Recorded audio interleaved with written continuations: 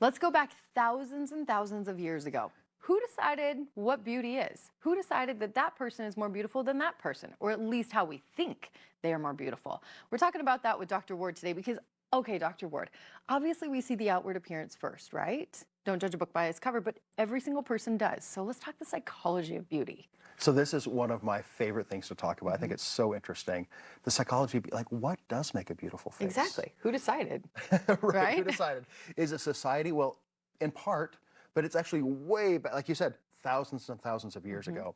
One of the interesting things is like what we think is beautiful, to put it very simply, is like when we see what we expect to see.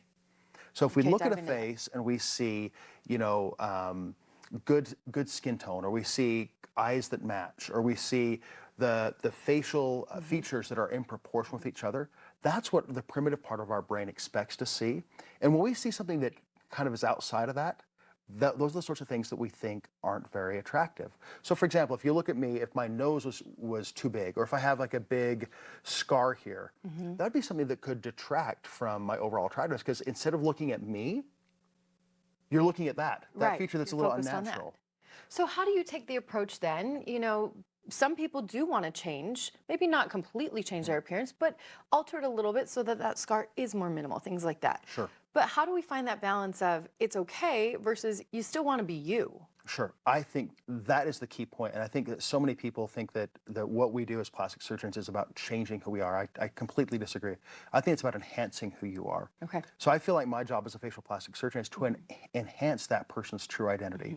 One of my favorite books is this book called Psycho-Cybernetics. It's a little bit of a weird title, but it's written in the 50s by a plastic surgeon named Maxwell Maltz, and it's widely considered to be the first self-help book. Oh, interesting. And it really talks about how our identity is really what we're all about. And if we're happy, it's when our identity matches what we see. So for example, if part of identity is to have a scar here, then we're happy with it. On the other hand, if your identity is to not have the scar there, that's when it hurts it. If your identity is to not have a big nose, that's what kind of hurts it. So my job, I think, as a facial plastic surgeon is to try to get the outward identity to match whatever internal identity is. It's not to change it, it's to get it to match. And it's all about just kind of feeling secure, feeling confident. Right. And for each person, it is completely different. For me, my confidence went up when I took care of skin issues, melasma, and I was getting rid of some of those spots that were all over my face and my neck, which I didn't start out that way, but due to sun exposure and you know, hormone imbalances, my skin changed over time, and it helped me to feel more like myself. And it was a pretty simple thing to do. Right. I mean, everybody knows, like, okay, Jenny's got a spot on her cheek. Yep. Does that make her any less smart or any less of a good person? Of course not. But it bothered you, and when you're on the camera or you're in front of people, that became the focus instead of being you.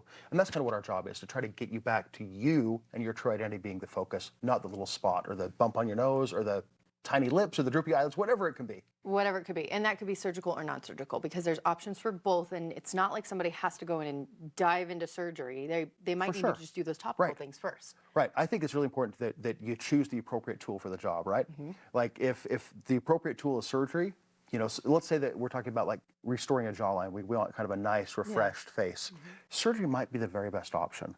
There's other people, though, that maybe it's like some sort of laser treatment, or maybe it's filler that might be the best thing. So you need to make sure that you're picking the right tool for the right job. And sometimes that right tool for the right job is different for the same person at different times in their life. Absolutely. Completely different.